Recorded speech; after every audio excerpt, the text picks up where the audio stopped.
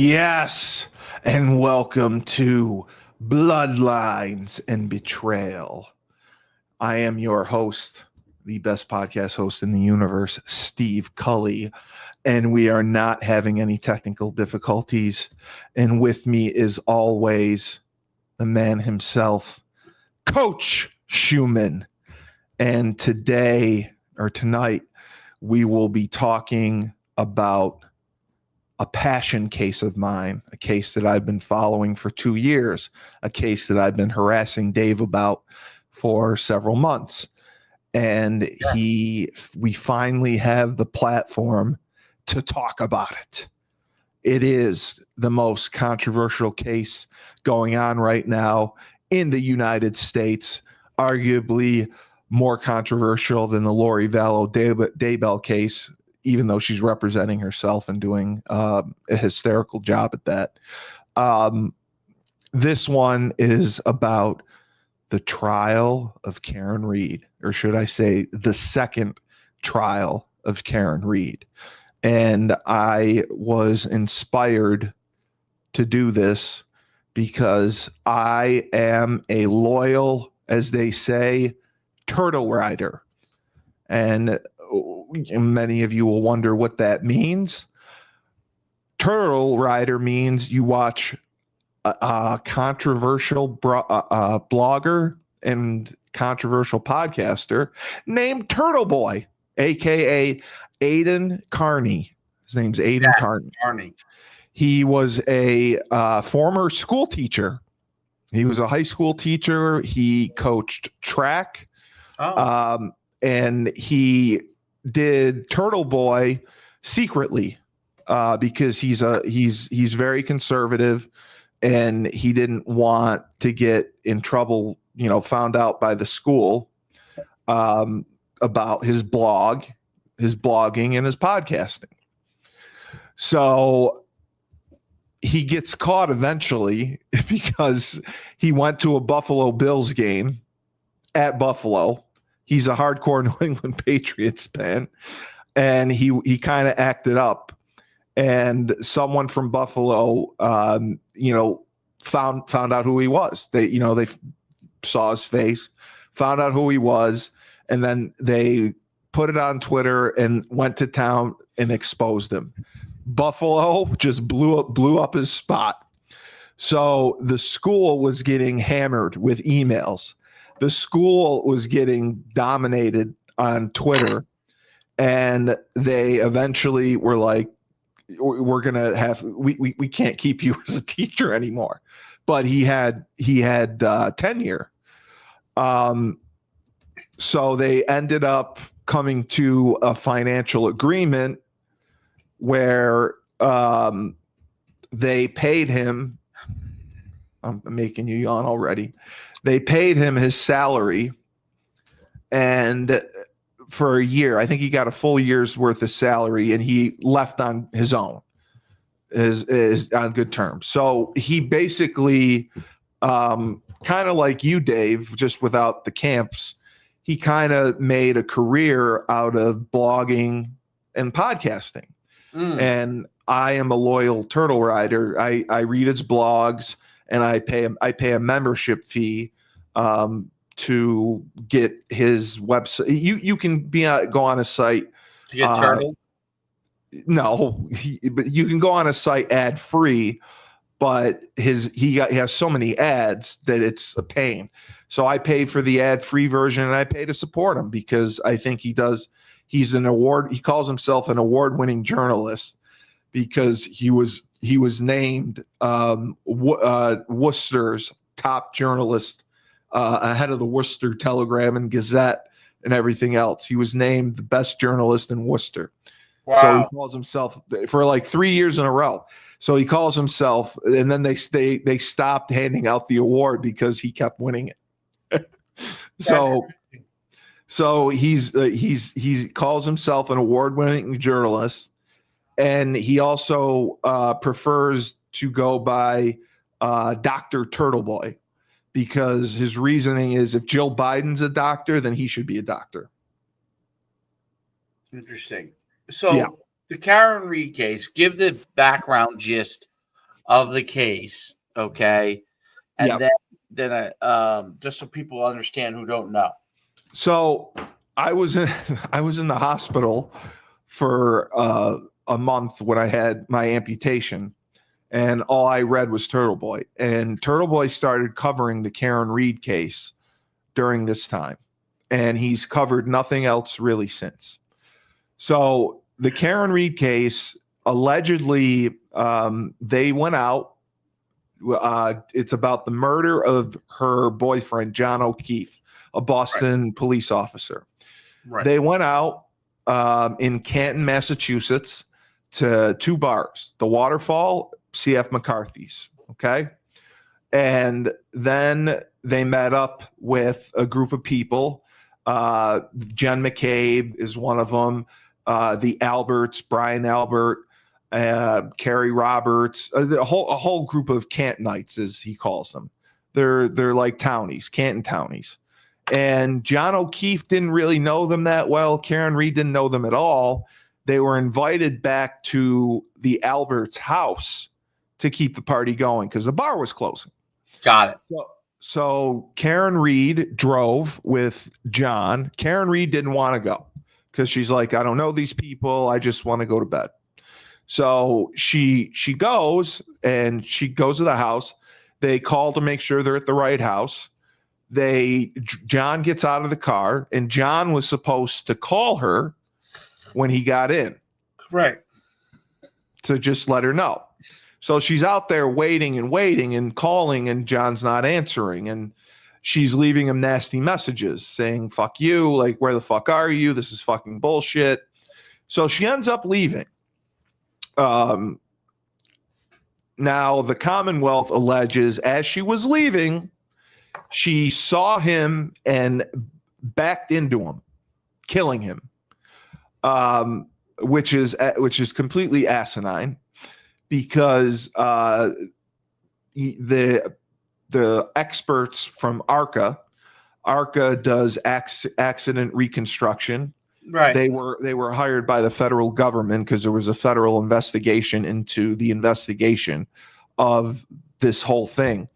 ARCA said it was physically impossible for her to. Now, first of all, the Commonwealth said she did a 3-point turn and hit him. Then they said she turned and backed up and hit him. They've changed their theory a bunch of times. Okay. They said that she backed into him, killed him, and left him to die. And she said, first of all, do you think that I wouldn't notice that I backed into somebody? Because she had a broken tail light. You don't think I would notice that I backed into and hit someone and get out of the car and help them? The love of my life? Like, that's ridiculous. So she leaves, she goes home, and she doesn't really sleep. She's nervous because she hasn't heard from John. She calls and she calls and she calls, and there's no response. No response, no response, no response. Finally, at 4 a.m., she calls Jen McCabe and Carrie Roberts. She's like, I don't know. I'm worried about John. I don't know what's going on. I haven't heard from him. Can we drive around and look for him? Because she didn't know the area, so she called for help. So they come, they pick her up, they go to John's house. He's not there. So then they go back to 34 Fairview Road, and this is where, it gets controversial. Carrie Roberts and Jen McCabe claim that they never saw his body. Karen Reed, once they got close to the house, immediately said, stop the car, I see him. She gets out.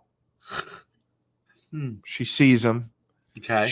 She starts performing CPR on him. She's freaking out. She's livid. She's just a mess. She's performing CPR. She's saying, help me, help me, help me. Give me towels to warm him up. He's frozen. He's freezing. So the police come, first responders come, everyone comes. They tell her, at the scene, he's had cardiac arrest. They're trying to resuscitate him. They bring him to Good Samaritan Hospital. He's pronounced dead. So the shenanigans begin with the investigation. Michael Proctor was the lead investigator, and he and Yuri Bukaki, as Turtle Boy calls him. Bukaki? Yeah, Turtle Boy calls him Bukaki. They, first of all, they never go in the house of where the Alberts lived, which was asinine. You know, you have a cop who was murdered outside this house. You don't go inside the house. You don't look at anything. You don't look for any signs of a struggle, any signs of an. Can you stop yawning? So I must be so tired. I'm not putting you to sleep. I'm not putting you to sleep. This is big shit right here. No, I'm just tired. It has zero to do with you. It does have to do with me. I'll try to be more entertaining. No, you're entertaining. So they never go in the house. Then they go to a friend's house, and Michael Proctor and Yuri Bukaki interview these people as a group. All right. There's really like 12 main witnesses in this case. And they interview them as a group. None of it was recorded. Brian Albert never woke up during all this. He said he slept through it all. There's a dead cop on his lawn. There's cops, first responders. I remember this case now. I remember when this happened.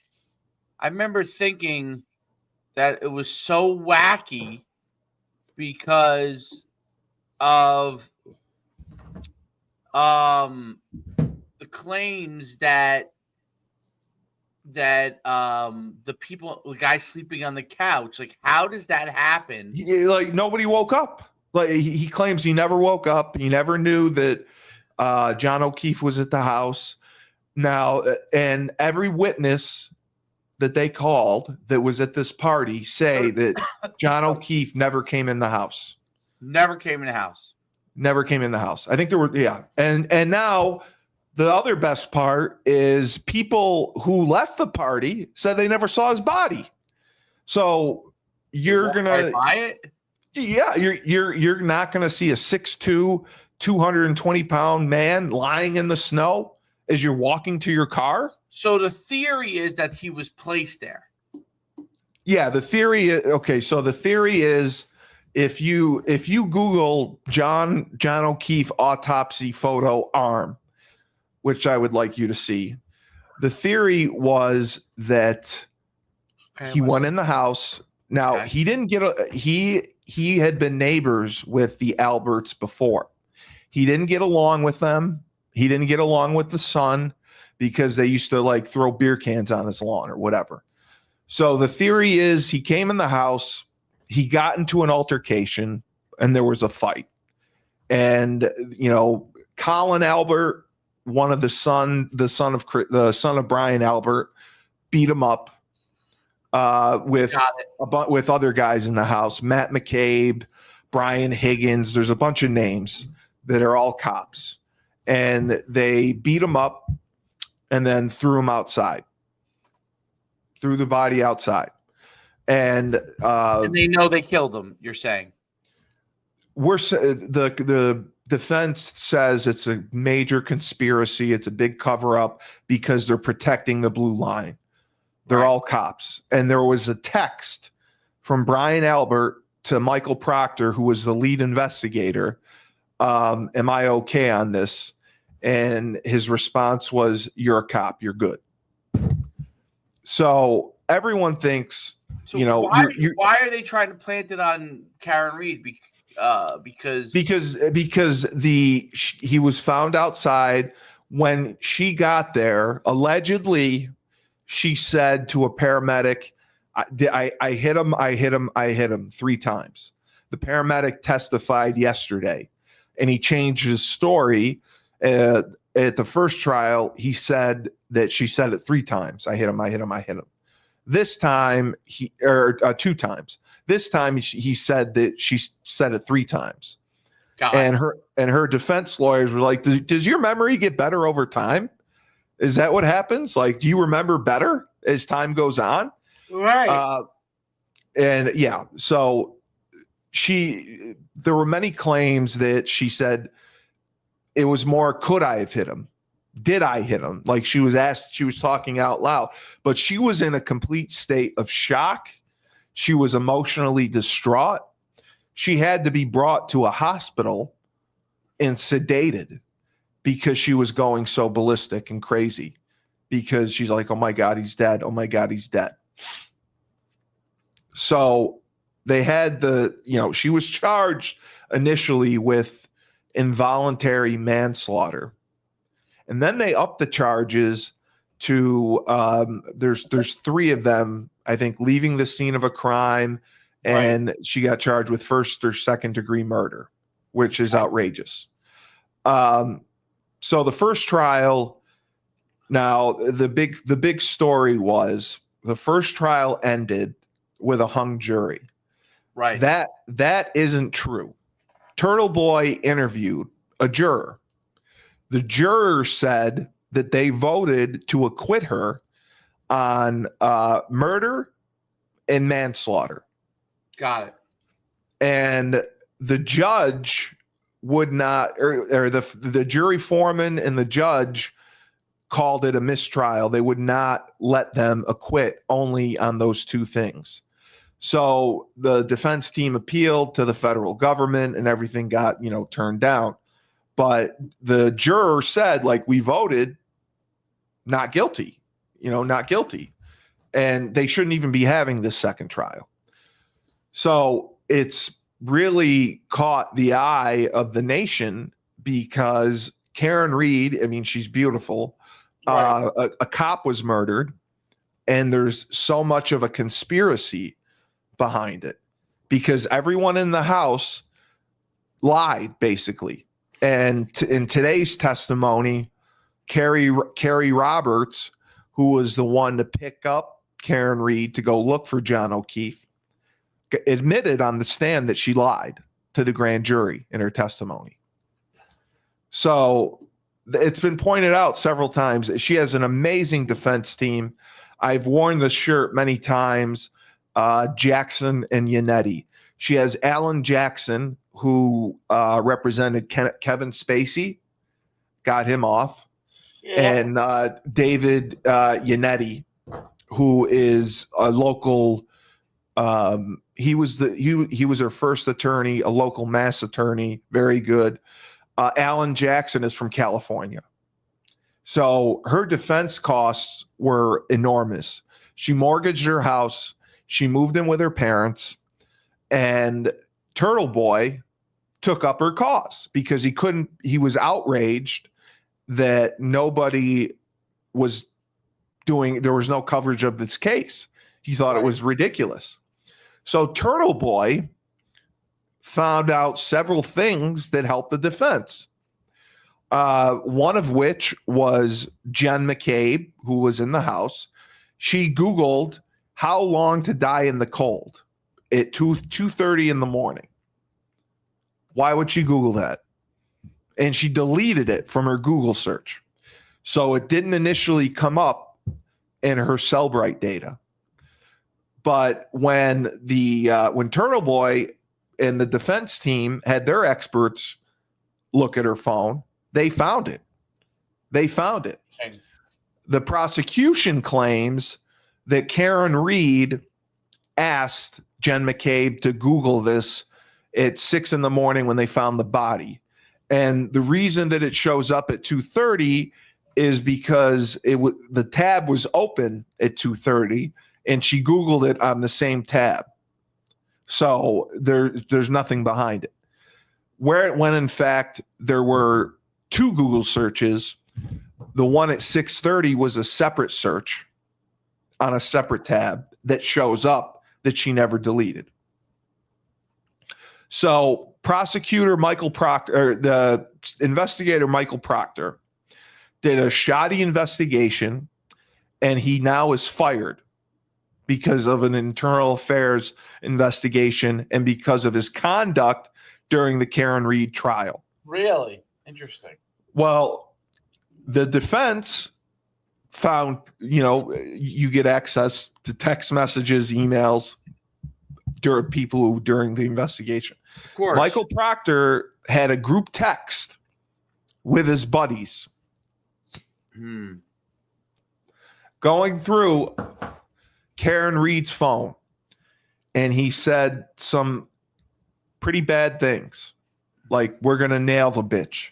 The bitch is guilty.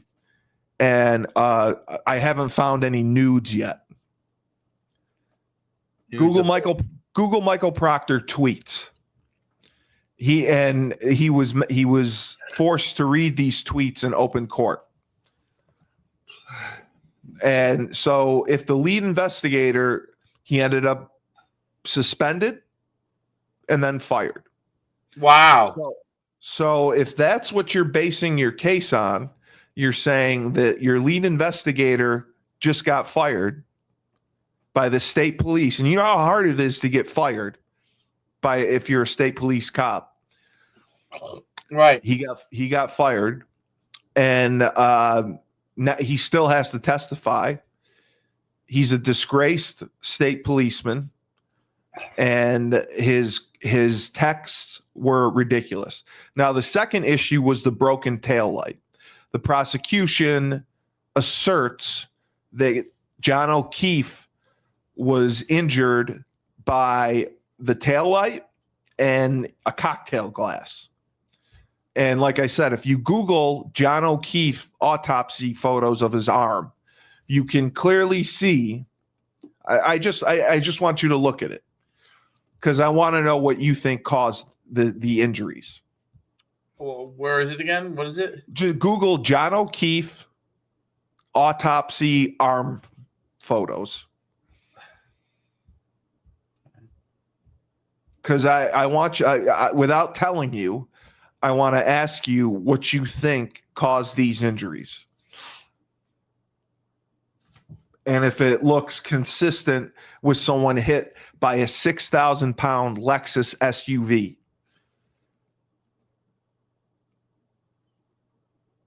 All right, so I'm looking at. Hold on. I looked at the tweets, and now I'm looking at. What am I looking at now? I want you to Google John O'Keefe. John O'Keefe, yeah. Autopsy arm photos.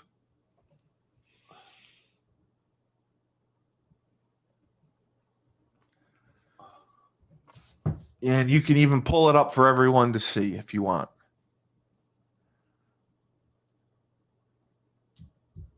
Oh. Okay.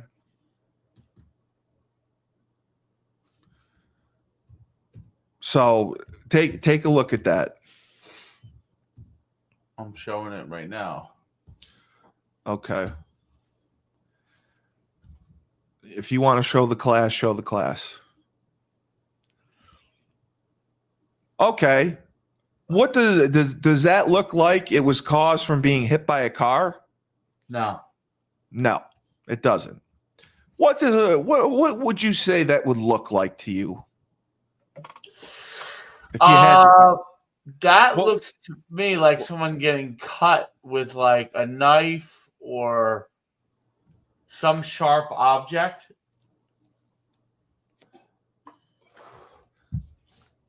The Alberts had a dog named Chloe. Okay, I can see that too. A dog named Chloe. Chloe was not the nicest dog in the world. She didn't get along with strangers. She has a history of attacking other dogs. She has a history of attacking people. Okay. So the defense argued this wasn't caused by being hit by a car. You know, a broken taillight wouldn't cause this. Right. There was a fight in the house, and the dog Chloe attacked John O'Keefe. And you can see from the down, and the defense had a medical expert come in, who's a medical expert on dog bites and dog attacks, and say 100% that's what happens when a dog attacks you, bites you, or scratches you. That's what you get. That's his arm. And the wound on the back of his head would render him incapacitated. And the defense says that if he were hit by a car and fell backwards onto the snow, the ground wasn't hard enough to have, cause a fracture to his head, a cranial fracture. And the only way it could have happened was inside the house. He got into a dispute. He got attacked, punched, whatever, fell down, hit his head. There were no wounds on his torso, legs, feet, ankles, anything. The wounds were all to the head and, to his arms. So the theory of him getting hit by a car doesn't play. And the ARCA experts, ARCA is the most renowned accident reconstruction group in the country.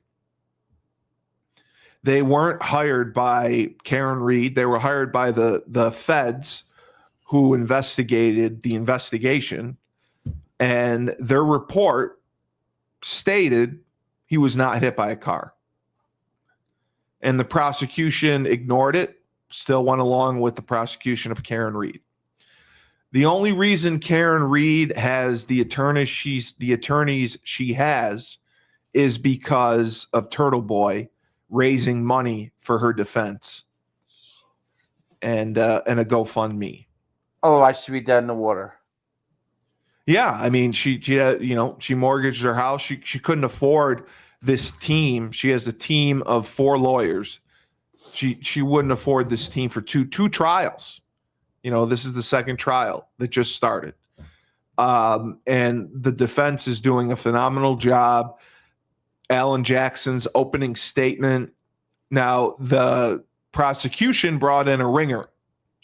The prosecution brought in a special prosecutor by the name of Hank Brennan. Okay. Does that name ring a bell to you at all? No? Hank Brennan, no. He represented Whitey Bulger. Oh. He was a mob lawyer. He's not really, he's not a prosecutor. They brought him in because the previous attorney was a dope. So Hank Brennan called Peggy O'Keefe to the stand today, the mother of John O'Keefe. And it really didn't do anything for the case. It was just, a manipulative play to, obviously get the jury's sympathy.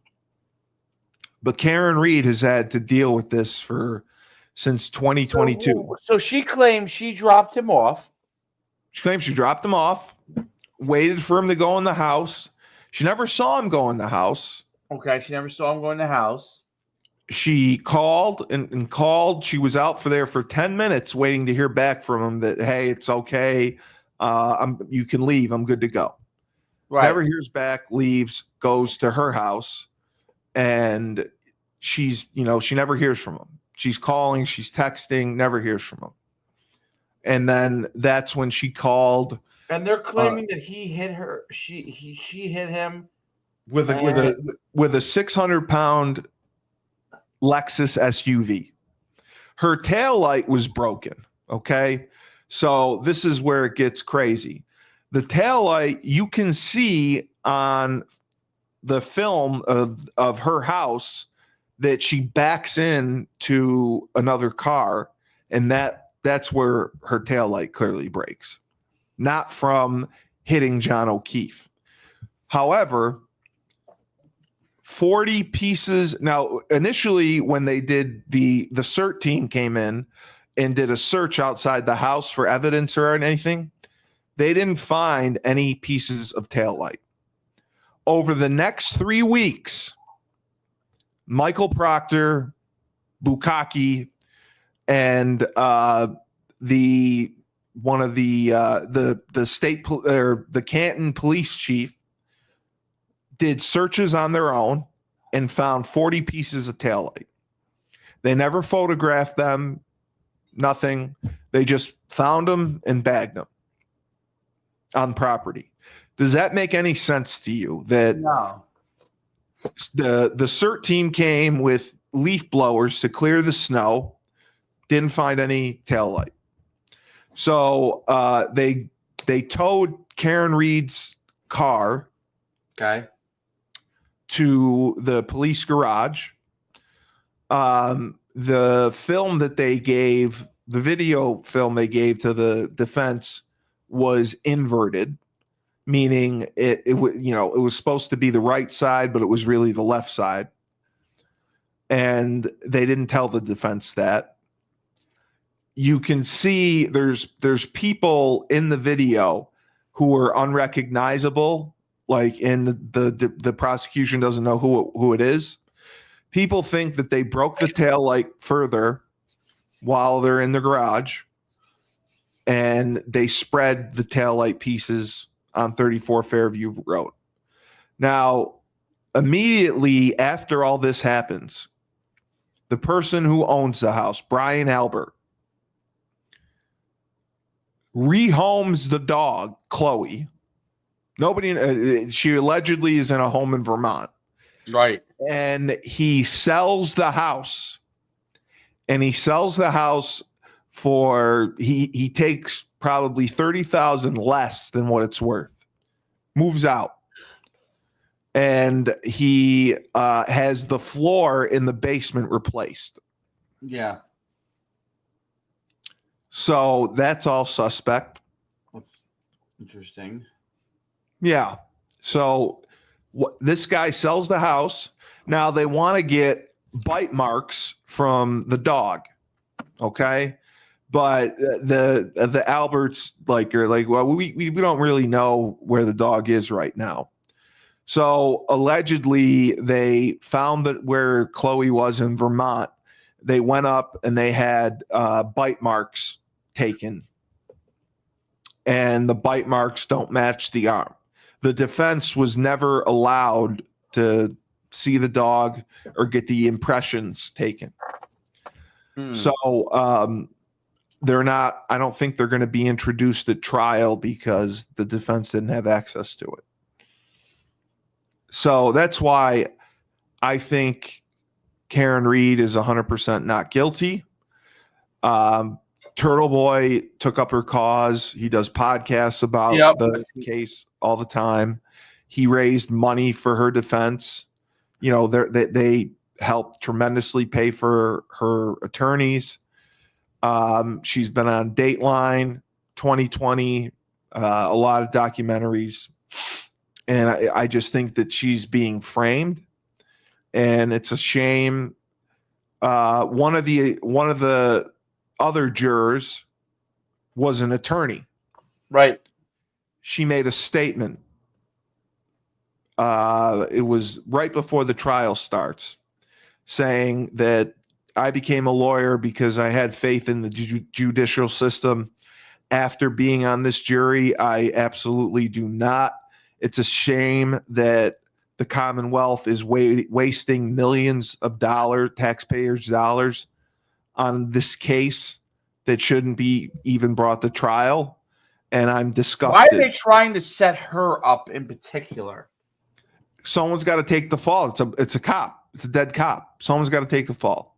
And the only one, they're not going to, everyone who was at the house were cops.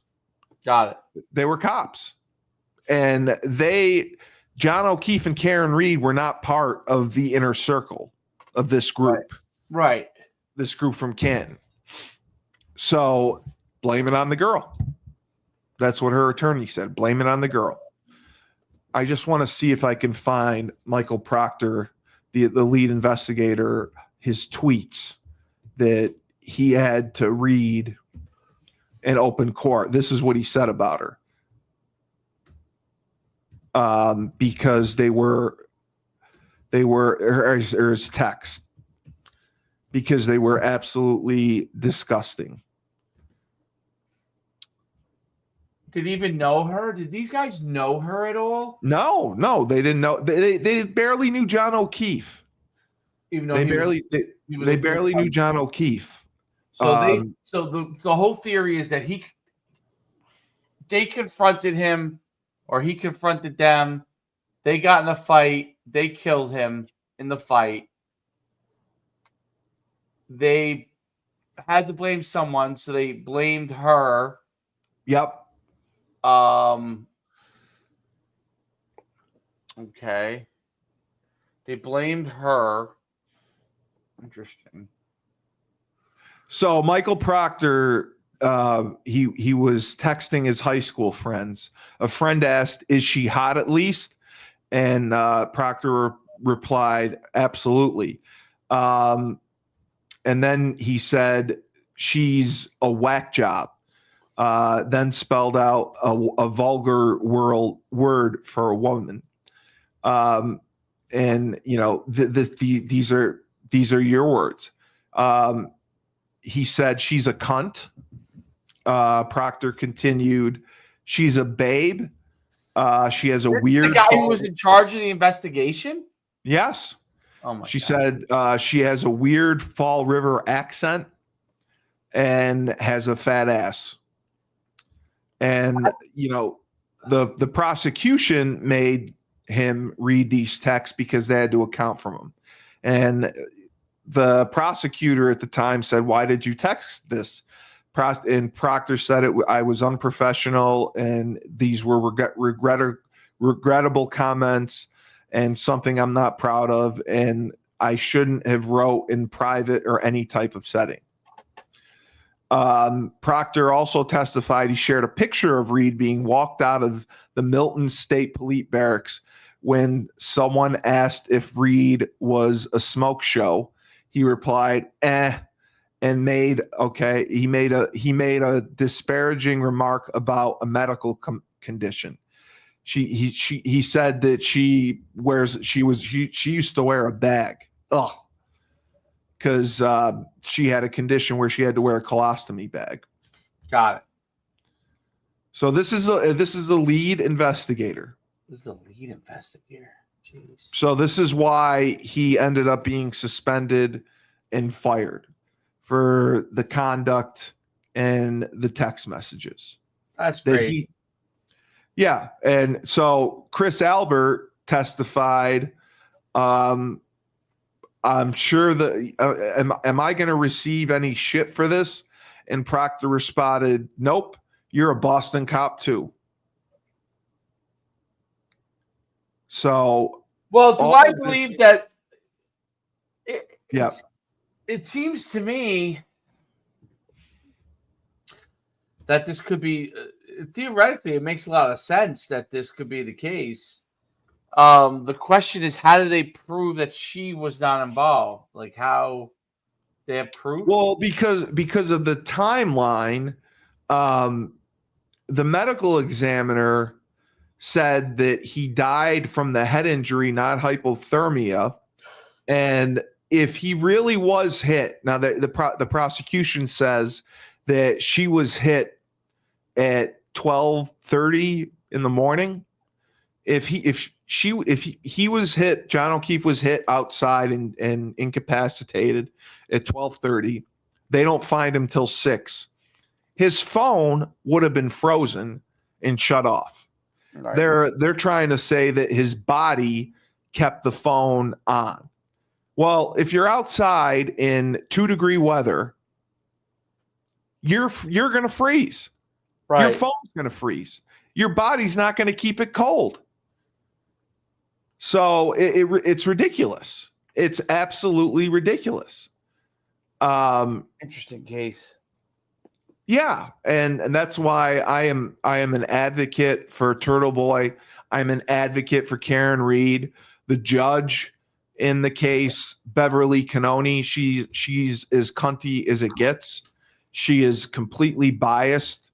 And the other thing that I didn't mention is Michael Proctor has a relationship with the McCabe's. He was in Jen McCabe. He was at Jen McCabe's wedding. Wow. Jen McCabe is a major witness in this case. So there's a conflict of interest already, and it was ignored.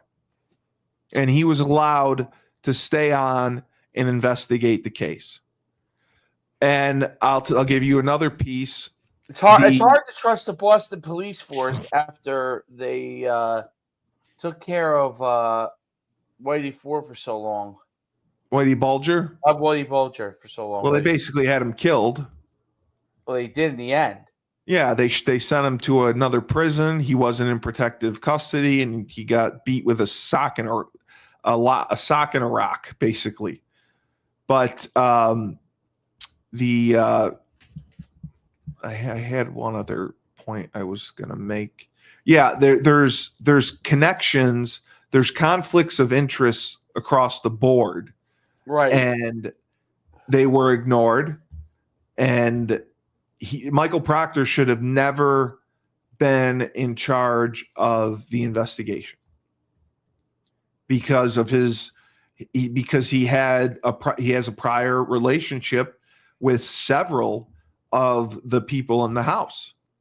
And like I said, none of the interviews with the witnesses were videoed or recorded. He interviewed them as a group in someone's house. That was weird too. I remember that. So it's just bias across the board against this. And ARCA are the best accident reconstructionists in the country, and they said there's no way he got hit by a car. He got in the house, he got beat up, he got attacked by a dog, and then they threw him outside like a piece of trash around 3 a.m. So the other piece of evidence I had, Turtle Boy found a witness, okay? He found a plow driver for Canton. His name is Lucky Laughlin, Brian Laughlin. Lucky Laughlin plows the streets of Canton. He's done it for 20 years. He plowed right by 34 Fairview Road at 2:30 in the morning. Never saw a body. He was asked several times, did you see anything? Was there a body? Because the lights go to the side. Right. Because they don't want to hit any dogs or cats running across. So he would have seen a body. He said, I saw no body. To me, that ends the case right there. If the body wasn't outside at 2:30 in the morning, no charges should have been filed against Karen Reed. There's no way she could have done it because the body allegedly was out there since 12:30. And, people are coming and going and nobody sees it. How credible is that? That's crazy. So that is why I wanted to talk about the case. I watch it. I'm passionate about it. Turtle Boy got me into it. I'm a big Karen Reed supporter. If I could drive, I would go to the trial and protest. And, I know that you're tired. Well, it's an interesting case because she was with him. And they're alleged, because she was drinking and driving. She didn't really drink that much. She bought 4 drinks, but on the film at CF McCarthy's at the bar, she barely drinks them. And I believe when they tested her blood, what's her background? Is she an innocent person? She never got into trouble. She worked at a financial firm. She had a great job. She's very smart. She's articulate. She's beautiful, and they're going after her. And the second trial, they brought in a special prosecutor, which is Hank Brennan, who represented Whitey Bulger. And, the defense team, I think, is incredible. Alan Jackson, David Yannetti, I think they're incredible. Even Eliza Little is incredible.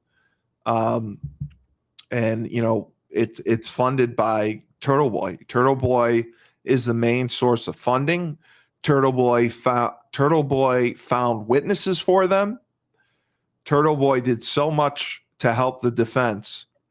Now, he's charged with 19 counts of witness intimidation. Right, because he was tampering. No, he didn't really tamper. I told you the one incident where he went to Jen McCabe's lacrosse game. He did in 2023 what was called a rolling rally. Okay. So him and his supporters went to all the houses of all the key witnesses. Now, they stayed on public property, but they went to like Michael Proctor's house. Right. And Turtle Boy had a megaphone saying, how come you're not investigating Jen McCabe for how long to die in the cold? She Googled it at 2:30 in the morning. He's asking questions. This investigation is faulty. Who else are you looking at? How come there are no suspects? Then they would drive and go to Jen McCabe's house. Jen McCabe, why'd you go Google how long to drive in the cold? Why did you do that? Why is it funny to you? Why do you lie about loving John O'Keefe? So he went.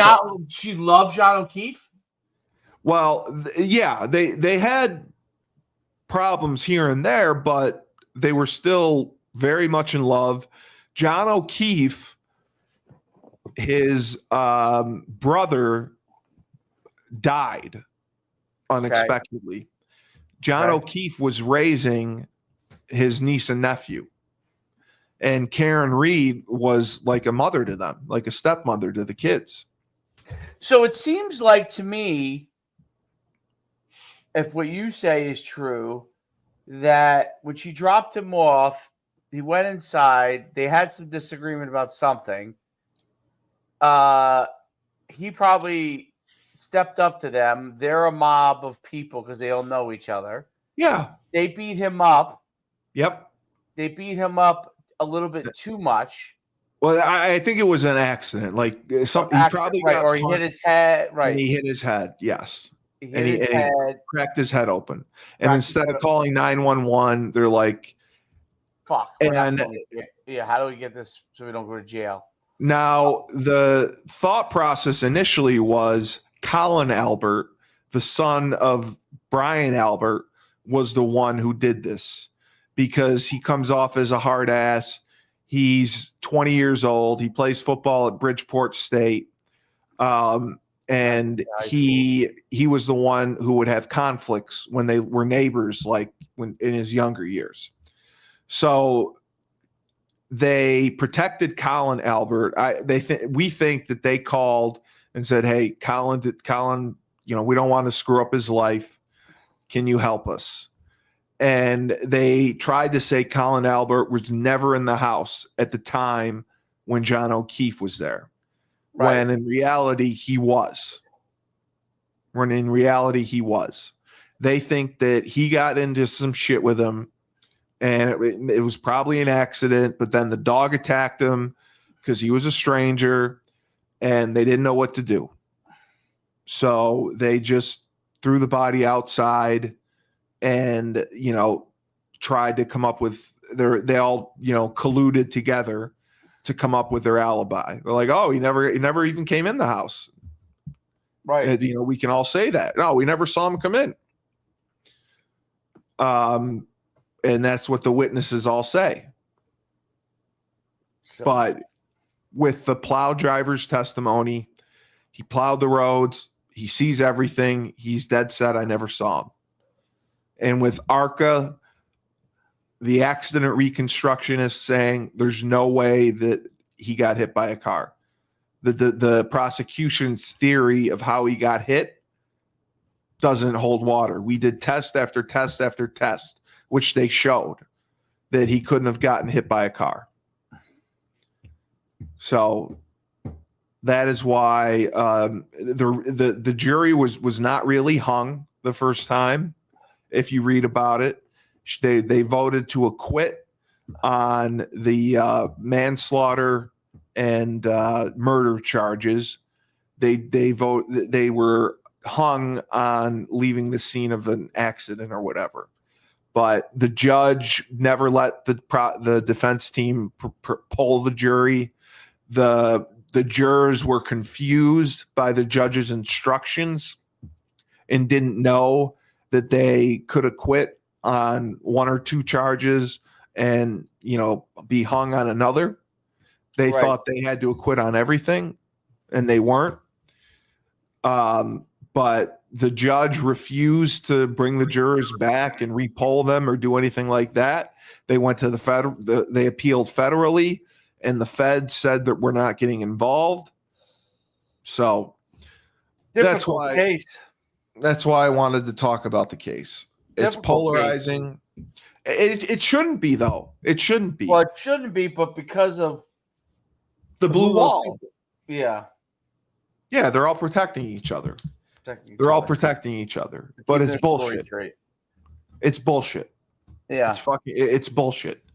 And I 100% believe that she's going to be acquitted. Sounds like, remember, it has to be. There's reasonable doubt everywhere. Right. It's by moral certainty and a reasonable doubt. It's everywhere. This case should never have gone to trial in the first place. So I think, they have a good jury. The defense has done a good job so far. The opening statements, I thought, her attorney, Alan Jackson, was on point, was the best that he's been. His cross-examinations have been great. He got Carrie Roberts today to admit that she lied to the grand jury in her testimony. Yep. He tore the paramedic apart who said, I hit him. Said that she said that. He's like, oh, your memory gets better over time. You must be someone special, because that doesn't ever happen. People's memory doesn't get better over time. Of course. You must be one of the few.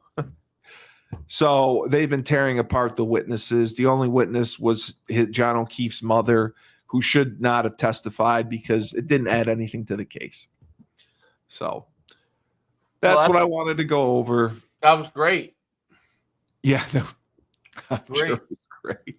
It's hard for me to sit in one seat for this long, but yeah. No, that's it. I just wanted to. Great case. Yeah, we'll see what happens. It sounds like we'll see what happens. Yeah, we'll see what happens, I guess. Just if you get a chance, watch Turtle Boy's show from last night. It's on YouTube. I know you're falling asleep, but you can put it on as you're falling asleep. And watch it. No, I mean he makes good points. He's at the trial, but he has to leave when a witness that has an indictment against him testifies. So, like, John O'Keefe's mother is one of the 19 indictments of witness intimidation. He had to leave the courtroom when she testified. Yes. It's hilarious, but what an interesting case. But the witness intimidation in Massachusetts, you have to be in fear of the person to be charged with witness intimidation, and none of these people are afraid of Turtle Boy. He's 5'9", 170 pounds, like he's little, right. And they mock him and make fun of him. They're not afraid of him. So that's why, this case was something I wanted to talk about. It's polarizing. We don't know which way it's going to go. And I appreciate you hanging in there. Well, no, I appreciate you staying up after I missed us this morning. I will be going to Nashville tomorrow for my friend's bachelor party. That sounds like fun. I am bringing my podcast equipment so I can do our show Friday. And Mike Burton had told me that Joe Figiano is going to be the starter for sure. Oh, wow. Because I told him, again, I'm going to stand outside your complex. And if he shows up, I'm beating him up. I'm going to tackle him. That's funny. So, yeah, that's it. Turtle Boy has broken the case. Karen Reed will go free. I hope so. I remember the Karen case Reed. when it came out, and I thought, You really do. yes, because the thing I remembered was that made me suspicious. But then I kind of went on with my life because I thought, because it was Everyone did. they just said Karen Reed did it, right? So Yeah. but I remember thinking, wow, that's really weird. How could somebody be sleeping? Slept through it all. All this stuff happened. Yeah. While all this is going on. And a person is outside freezing in the yard? And people are just going out to their cars and leaving. Nobody sees them. Nobody sees them. Nobody sees them. Yeah, and this is why I think it's impossible. Okay? It is. Because they find Jack Nicklaus in The Shining when he's frozen. And he's sitting there like this. Yeah. They see him. They go right by him. They see him. They're like, it's frightened by it, you know? Even though it's the dark. I mean, he was right by. Like, you walk by his body if you're going to your car. Unless they're that drunk. That's the only thing. They were all drunk. They were all drunk. Yes. But I mean, but even when people are drunk, there's still some people that aren't. He's 6'2". He was 6'2", 220. Like, you're not gonna miss that. Crazy. Yes. So, I think she's got a good chance. I think I do too. And you probably just like her because she's hot. She is hot, but I it's Turtle Boy that got me. Well, remember this though. Masked women are dangerous. I agree. I agree. They have hot tempers. Oh, they do. They can go off at any second. Meanwhile, Connecticut, see, it's interesting. Jersey women have hot tempers too. Different than Mass. Oh, Jersey women. New York women definitely have hot tempers. No, they don't. People from New York are very easy. Connecticut women were some of the nicest women I ever Very met. Sweet, yes. Isn't that amazing? Well, it's because of you, because you're a charmer. No, I don't. I mean, I was, but that doesn't mean that's why they were sweet. I just think that. Well, I'm judging off of Connecticut school people, but I remember thinking, wow, the girls here for the most part are very nice. I remember even as a freshman, I thought, where I went to school growing up, like they were nice. I mean, they were friends, but like they weren't giving you an inch. You know what I'm saying? Like, no, not at all. Connecticut girls were very, very nice. Very, you know what the word is? They were caring. They were compassionate. And they were kind. Kind and compassionate. Yes. I agree wholeheartedly. Sometimes to their detriment, especially when it came to athletes. But yeah, very much.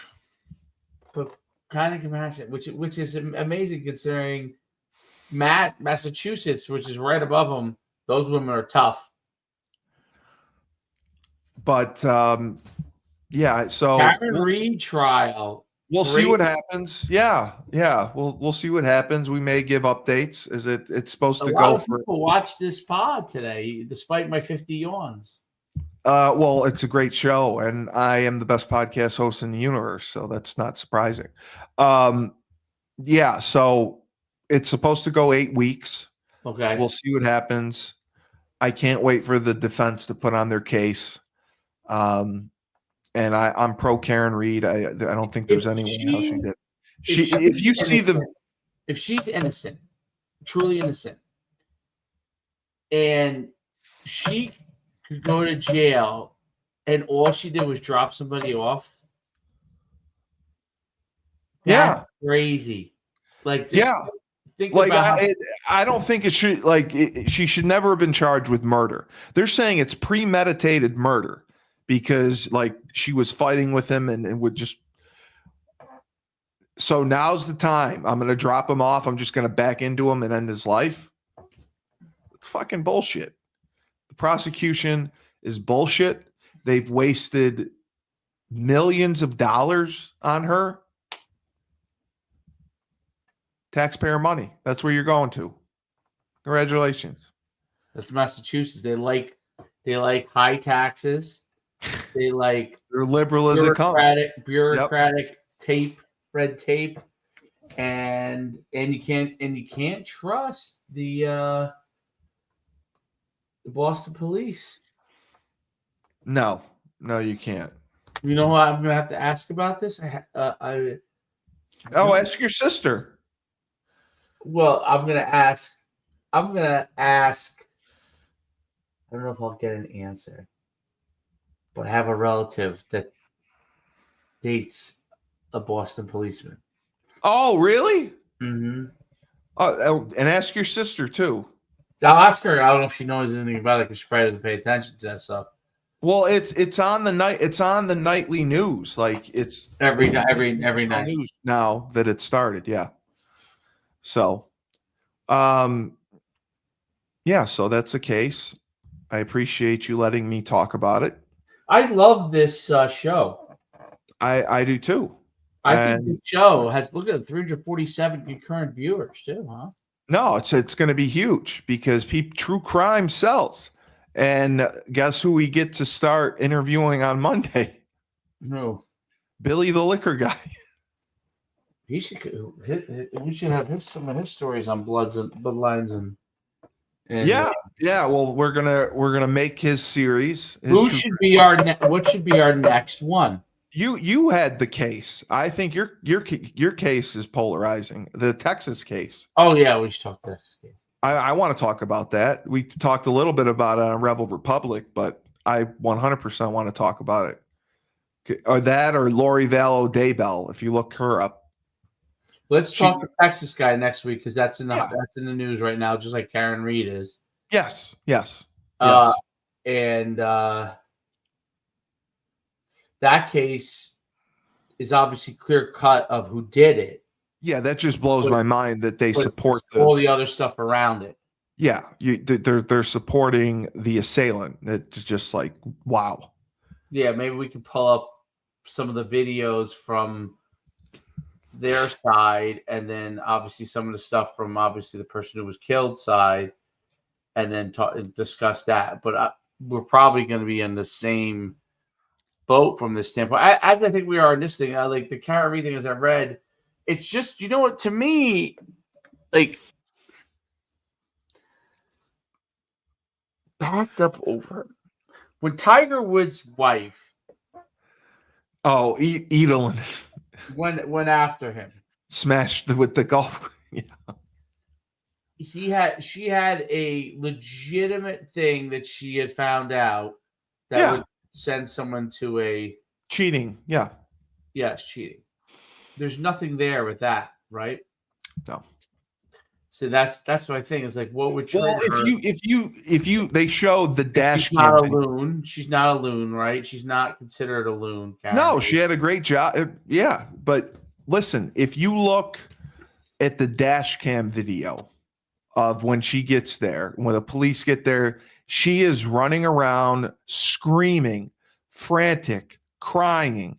But she had to, like I said, she had to be sedated. Would a guilty person do that? Act like that?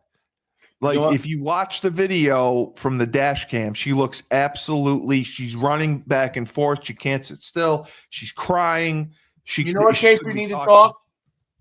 What's that? JonBenet Ramsey. I would love to talk JonBenet Ramsey. Because I watched all the stuff on it. Have you watched the stuff on like Netflix? 100%. You're a sicko like me. You're trying to figure out these things like I do. Like, I don't believe I'm a true crime guy. Yeah, I love true crime. I think we talked about it. Like Dateline used to be, it was a great show. Yeah, I watch every Dateline. Yeah. And is there any? There's no new news though about JonBenet Ramsey, is there? No, but I've watched the whole thing, and and the people that were alive, some of them died since. But the investigator who worked the case until his death left a lot of notes, and his daughter tried to pick it up.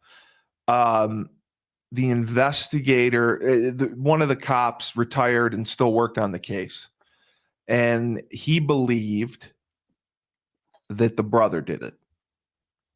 Right. And that was super controversial. And then ABC aired The a brother of John JonBenet Benet Ramsey's Ramsey. mother. No, the brother of John Oh, Benet Ramsey, yeah. So one of the things that was weird and the hard older about, brother. right, because they said some of the sexual evidence was planted, right? It could have been, but she was killed with a garrote, which Right, right. is really old school. Like, I don't think a kid would be able to make a garrote. Like, no. Exactly. That was right. That's what I thought was like hard to. A garrote seemed hard, and the whole thing about how quickly she found him or he found him. He found him. Yeah, her. They called and said she was missing, and then he searched the house. They asked if he searched everywhere, and I guess the father found her in the basement. Yeah.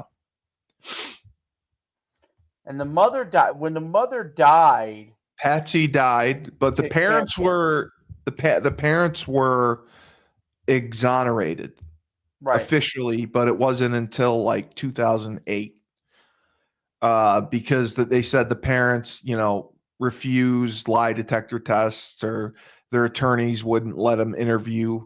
So a lot of people thought the parents did it. Well, that's usually where the first thing goes. Yeah, but they would have no reason to. I mean, she was making him money. I mean, in pageants and whatnot. Like, I don't see that. I definitely think. I don't think the brother did it. I think it was someone outside, and there's been many people who've confessed to it. Really? Yes, there's been more false confessions to the John Benet case than anything. Google that, false confessions to the John Benet Ramsey. That thing's frightening because it was a sex offender. Right, right. If indeed it was, if indeed it was a sex offender that came in and did it, it's crazy how he came in and did it. Yeah. It was 5:00 in the morning on Christmas Day. But the evidence showed the window was broken from inside of the house, not from somebody outside going in, from somebody inside going out. And they think it was it was just done to confuse police. So yeah, that's a tricky one. I think with DNA evidence, I mean, eventually it'll get solved. You think they'll solve that with the DNA? Like They have to. I think they got they have some unknown DNA still. I have to check, but they haven't found a match yet for it. Yeah, let's solve that case because that's a very. Oh, I love that case. I love John Benet Ramsey. I would talk the OJ case. I love the OJ case. The OJ case.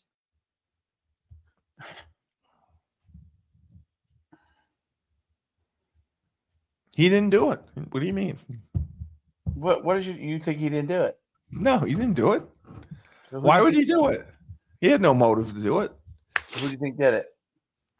An unknown assailant. An unknown assailant. See, you buy into the theory that, that there are more unknown assailants that are looking to do things.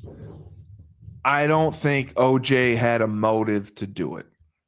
They were already divorced. They had Ron Goldman's parents 100%. Yeah. Oh, they to his death. I mean, they never got the money. He was supposed to pay out $30 million or whatever. Never paid a cent. They ended up auctioning off items from his house, and that's how OJ got arrested for trying to get them back. The thing that made me think OJ could have done it was OJ before he turned around his image as a youngster. He was a gangster. And He was? yes, look it up. Because they So said that he never embraced the black community. That no, was one of you're the talking post fame. he wanted to be white. Yeah. That They was said. more fame when he became Wow. He famous. grew up a freaking gangster. He Yeah, was look it up. hardcore? He was hard. He I was will. hardcore. He went to JUCO first. Remember, if you remember, I don't know if you I know. didn't know that. No. He went to, I think, San Francisco Community College Oh or wow. wherever he was from. You know, Wow. and then went to USC. So he's So he only played 2 years at USC? pretty sure. Let me look it up to be sure. That's what I find polarized. When I heard that evidence, I didn't know that. Wow. like, let's think about it.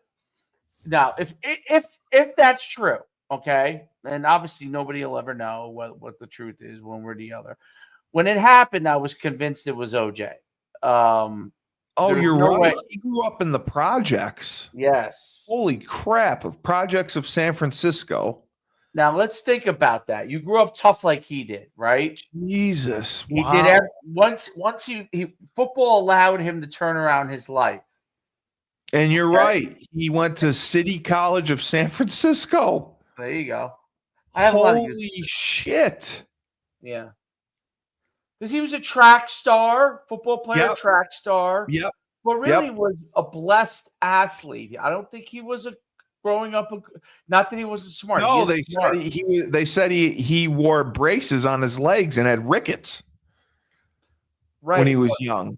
But as he got older, he was an unbelievable athlete. Yes, yes. But he wore braces on his legs until he was 5, and he had a bow-legged stance. And he earned money by scalping tickets and collecting seat cushions at Kaiser Stadium. And he was raised by his grandparents. Wow. Yeah. I had no idea. I just think that He was an OG. turned his life around, and the things that Nicole Brown Simpson was new boyfriend. Well, she met him at the end of his career. Like, she didn't meet him during his heyday. No, I know that, but I'm I saying believe he was he's married a before control that too. freak. He's a control freak.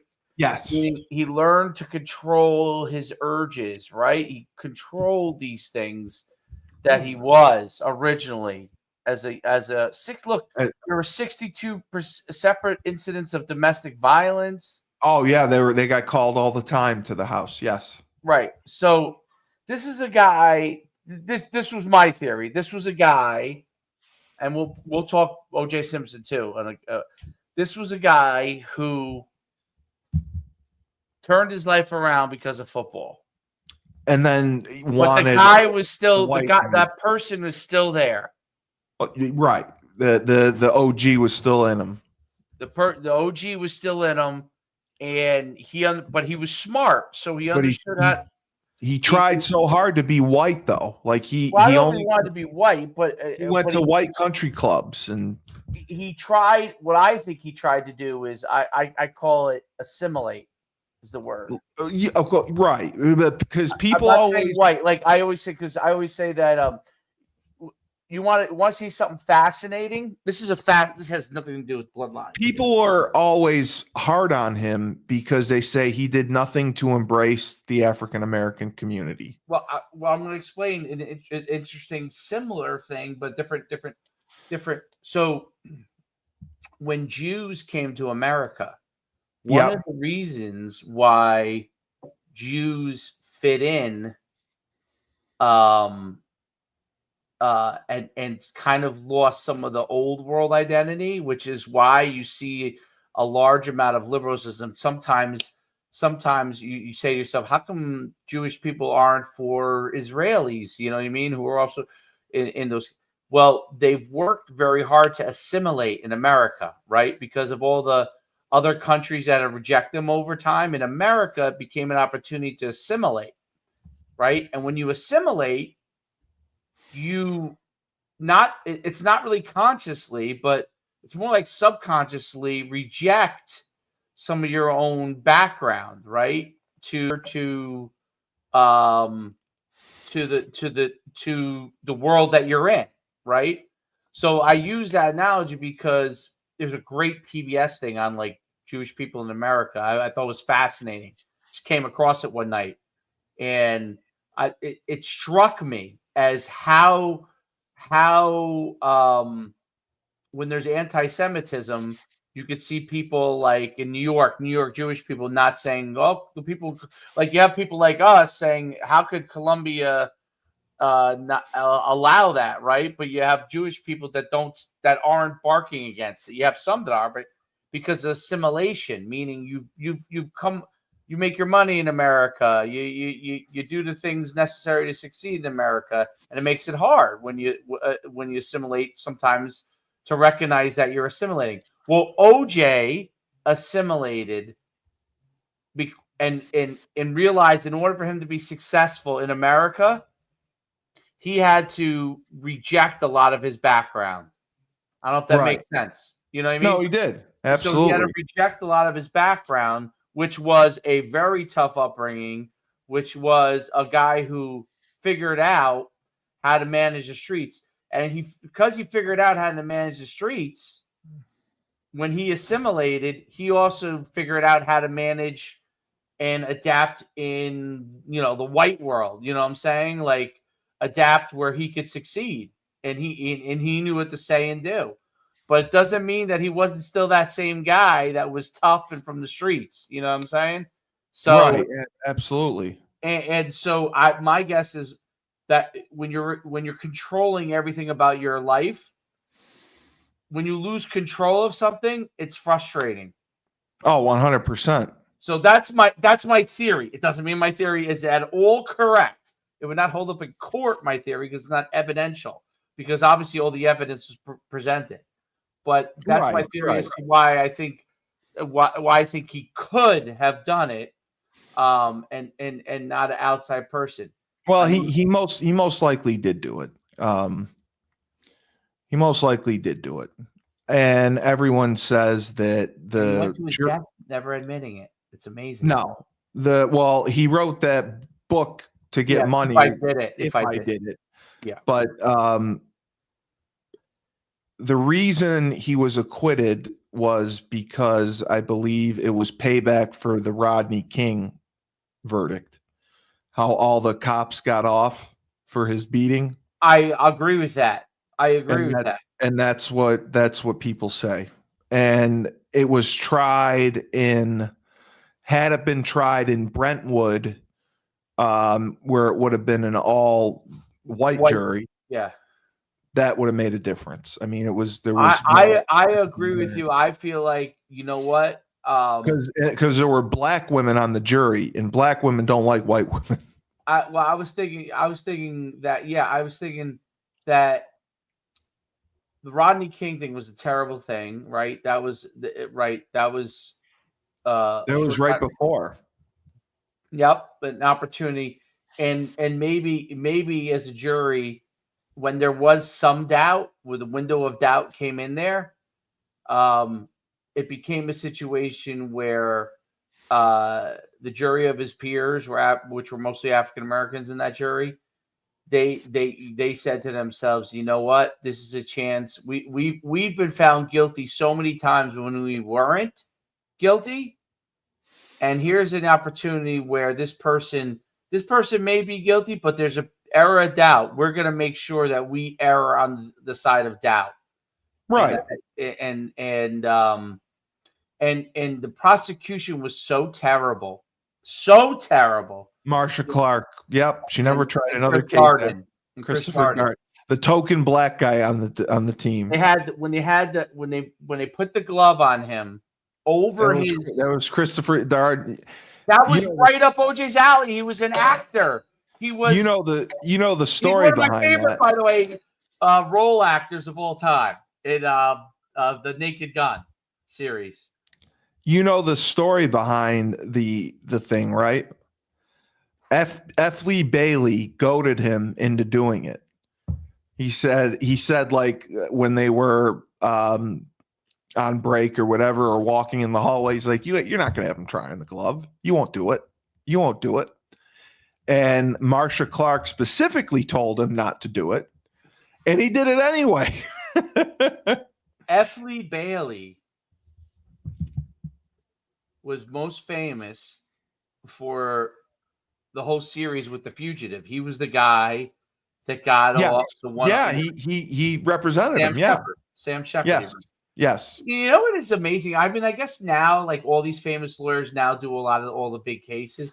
But when F. Lee Bailey did the OJ case,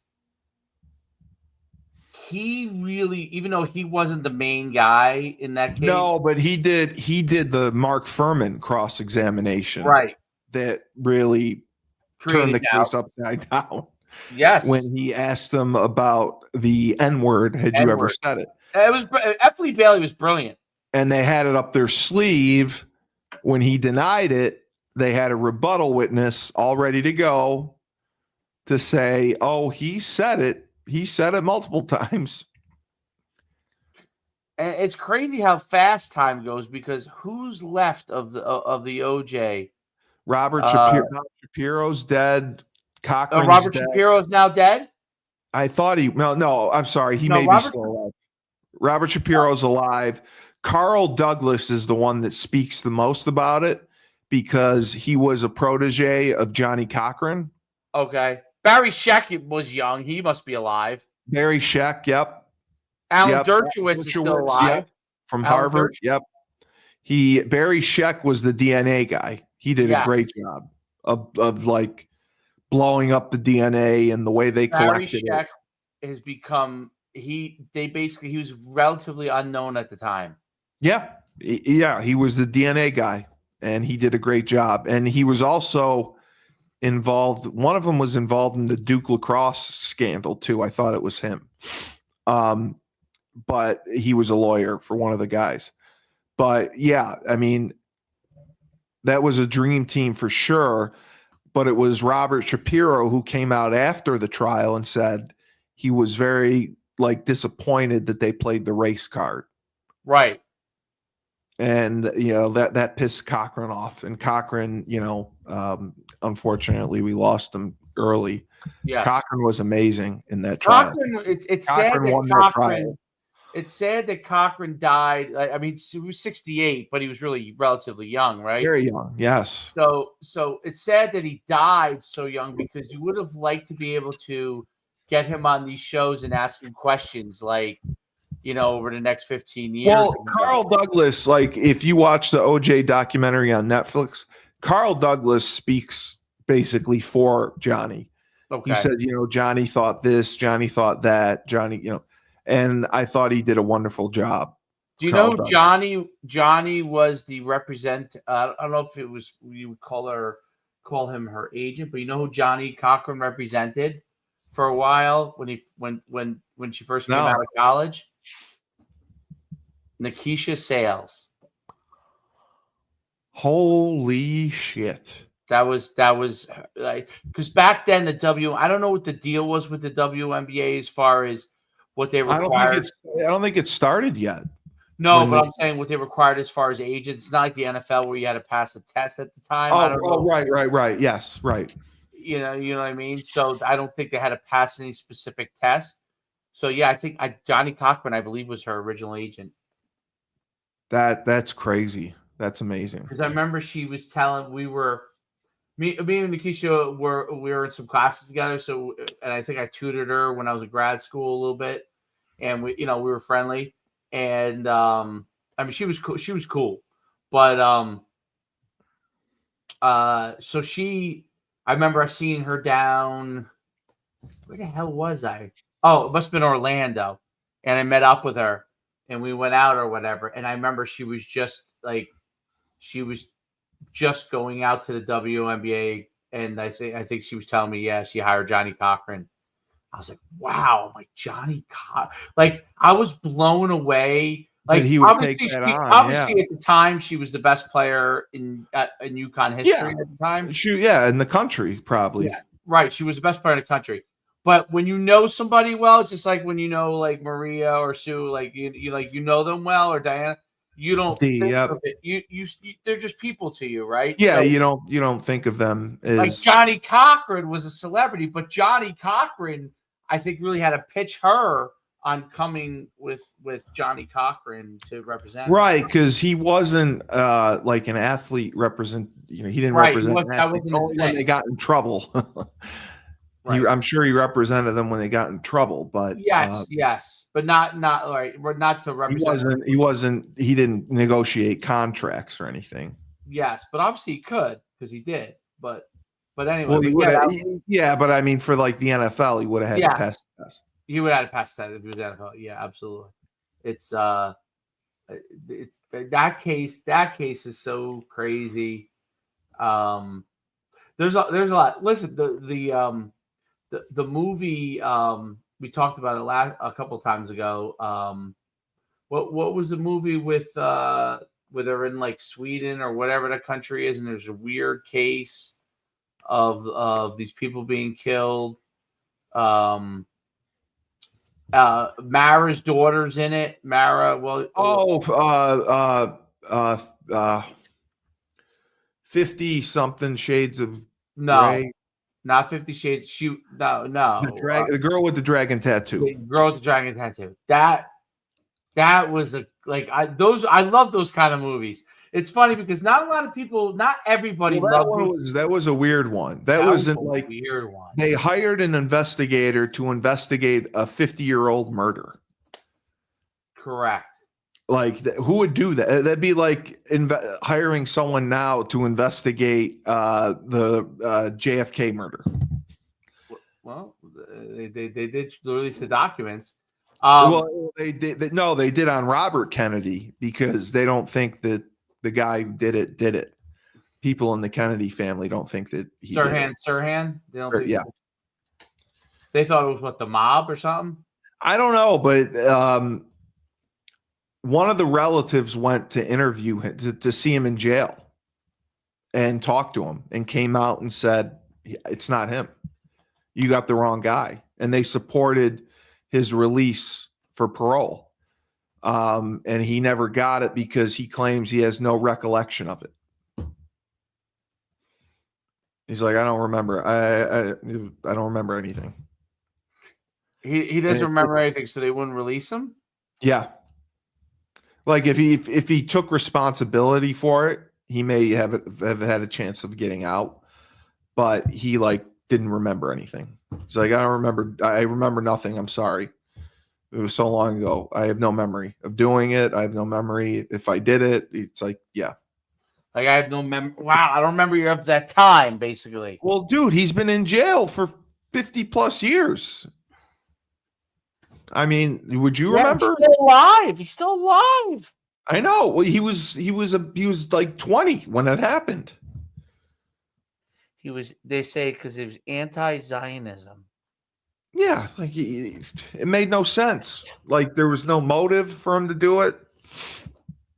So possible parole in 1972, and that's why they didn't let him out. Yeah, he kept saying, I don't remember. But I'm pretty sure the Kennedys visited him.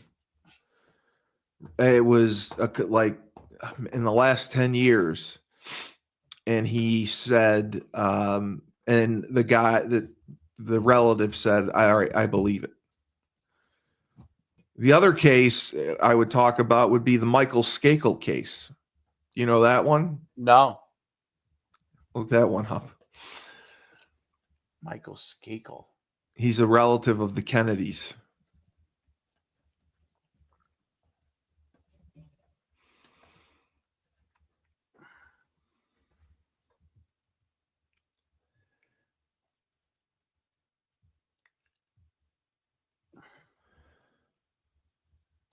What was he accused of doing?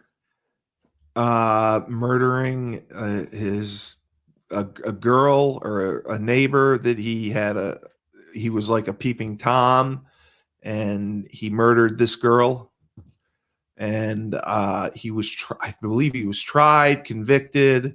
Oh, he was a nephew of Robert Kennedy. And then he was released on appeal.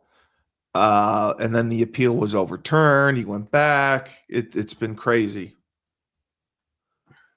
I don't know where it stands today, if he's still in or not, or if it's still on appeal.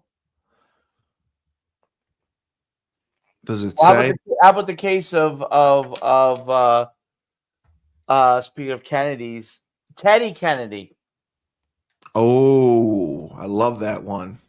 The one where he drove into the river drunk, whatever.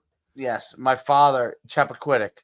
Chappaquiddick, My yeah. father is 100% convinced. That cost him the president. He would have been president if that never happened. Yes, he would have. Yeah. No, I know that well. He claims that he dove down after her, couldn't get to her, but I think he showed up. They were at a party, and he drove in. He was drunk driving, and the Kennedy wall protected him. And he didn't say anything until like the next day. Yeah. It was like he didn't come Like it never forward. happened. He went to sleep. Yeah, he went home, went to sleep. Yeah, I don't believe for a second that he tried to help her. It obviously wasn't on purpose. I don't think it was on purpose. No. Yeah, he was But drunk. I don't think he dove down after her. I don't think so either. And why? Then it's why didn't you tell anyone? He's like, oh, I panicked. I didn't know what to do. I was in shock. Da da da. Shock. You went home and you went to bed. Yeah, people in shock usually don't do that. No. It's crazy. Yeah. It's crazy that like some of these things that are. Well, if you're a politician or celebrity, I mean, you always got a chance. God, I didn't even see Chris D. Fuck yeah, Schuman and Cully True Crime Podcast. I'll finally catch this. Move over, Nancy Grace, Martha Boxing Murder, Mary Jo. Oh yes, that was the girl, I guess, who take Ted Kennedy can't dive down anywhere. Yeah, that. Plus, he was what was he? Was he cheating on his wife at the time too? No, I don't think so. Okay. I thought he was in law school or college. Okay. No. I'm sorry. He was already he was a young congressman or senator. Maybe he was cheating on his wife. I don't know for sure. But yeah, I think that was brought up.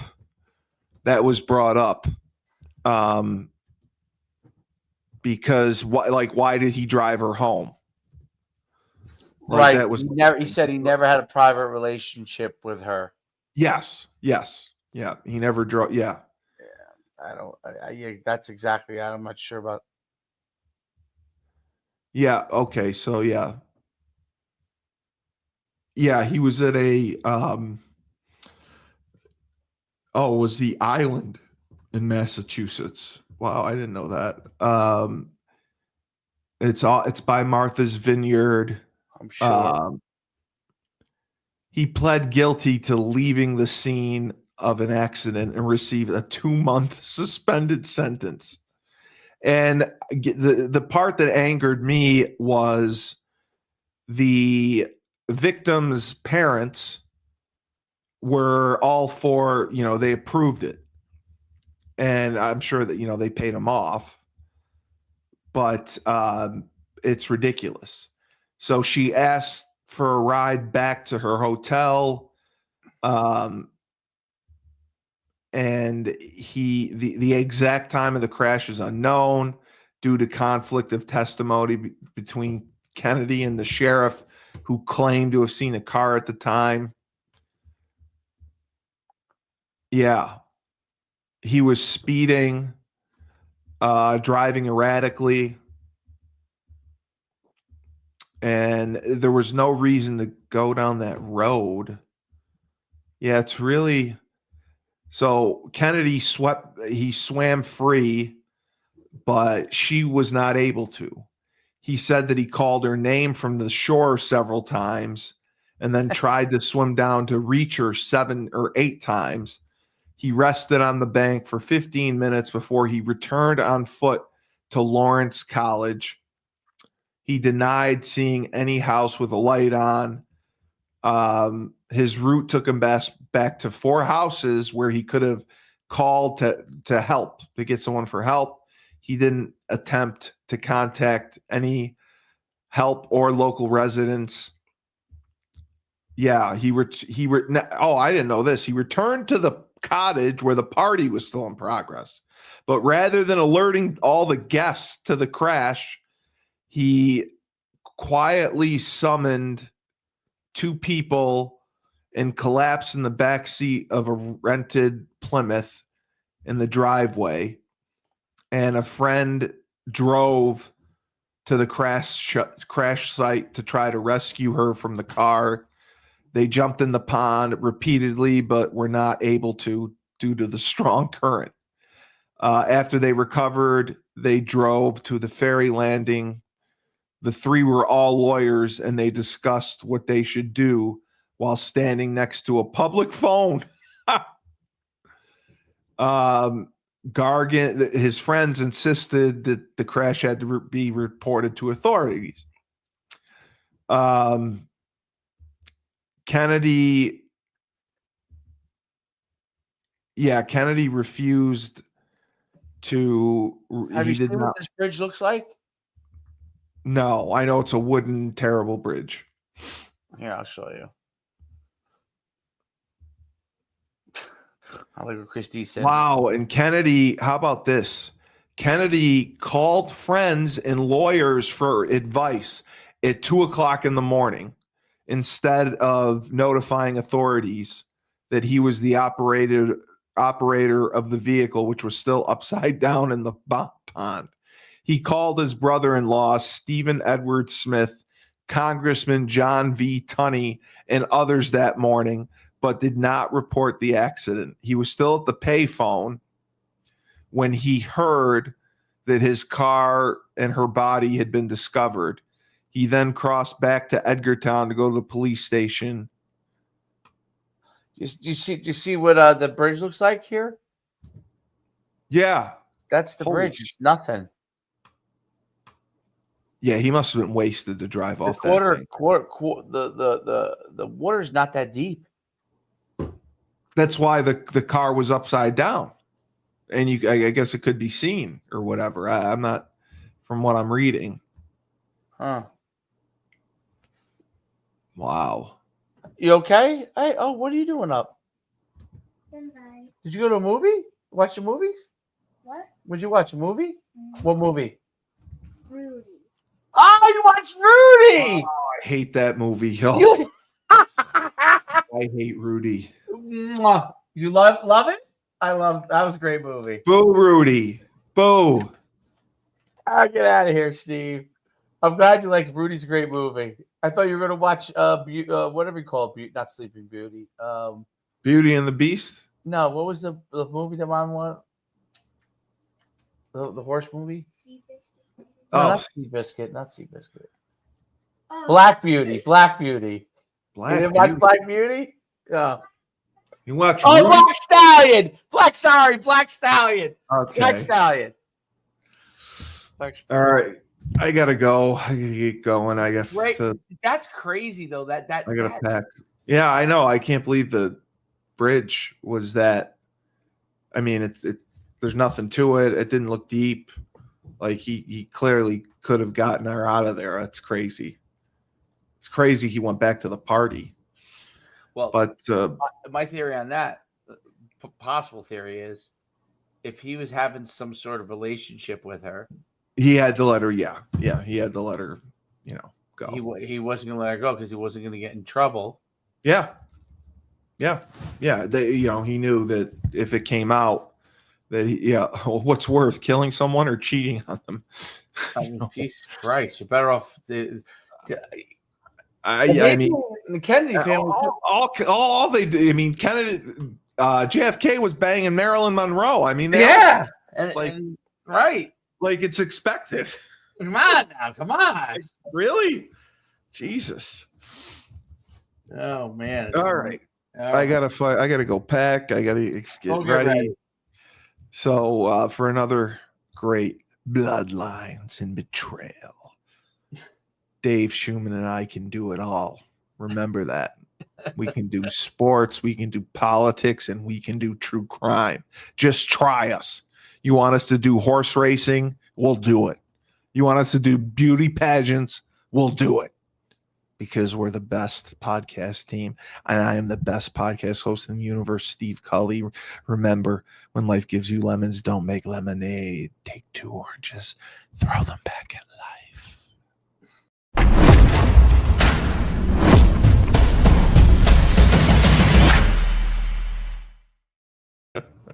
I'm sorry.